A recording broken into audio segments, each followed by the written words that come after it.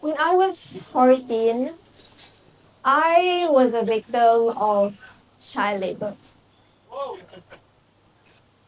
Well, sort of. My brother, as many of you all know, had just started his business and he needed really cheap labor. So, there I was, 14-year-old girl, typing documents, arranging chairs, filing papers. Now, at 14, I was a student. I was a gym rat and I was an artist. But you know what I absolutely wasn't? Public speaker. Funny, right? Working at a public speaking center, training people to face the crowds, while secretly dreading the very idea of opening my own mouth. The first time I ever tried impromptu speaking was at a coaches meeting. I still remember the topic. In the city of the blind, the one-eyed man is king. I was 15. I was thinking, one city, one blind, one king. My throat locked out, my palms turned sweaty, my eyes filled with tears. From that day onwards, I told myself, never again. But that never again didn't last long, because soon came Battle of the Coaches, MicFront's annual public speaking contest. When I first heard about it, I thought, cool, not joining. But my team had other plans. They said, Isa, you can do this. We'll help you. So I wrote my first speech, and I was proud of it. And I thought, maybe, just maybe, I could be a speaker.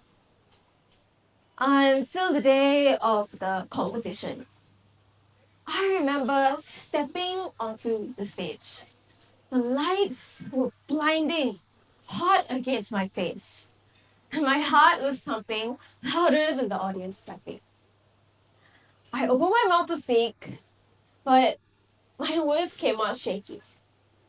And then, like, my mind went completely blank. I stuttered, I fumbled, and I looked up. All I saw were rows of experienced coaches staring at me, waiting. In that moment, I lost something. I lost my confidence, I lost my dignity, and I lost the tiniest spark of belief that said, you can do this.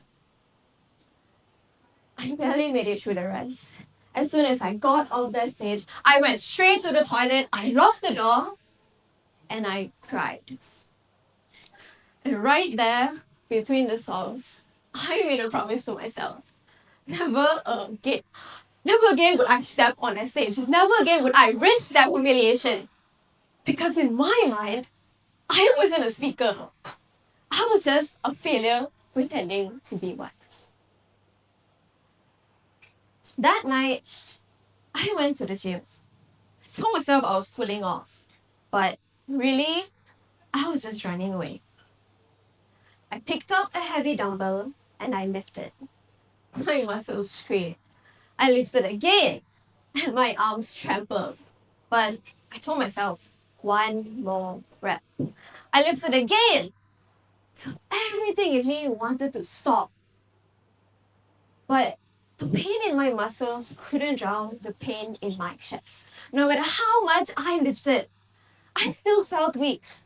And the same voice kept whispering, never again.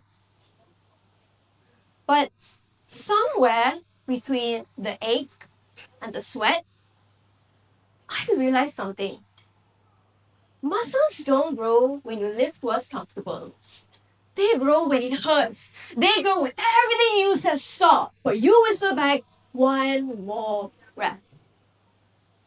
So I showed up again and again.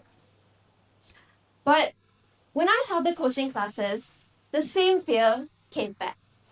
Stumbled through my lessons, blanked out mid-sentence, students stared, waiting for answers I didn't have. And after every class, I think, I can't do this. Maybe they made a mistake hiring me. Maybe I'm just not meant to speak. But I remembered the dumbbell, the burn, the whisper. One more rep. So I keep showing up again and again.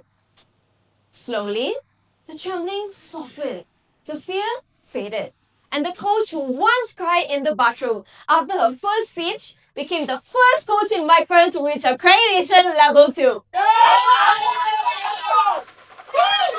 Thank you.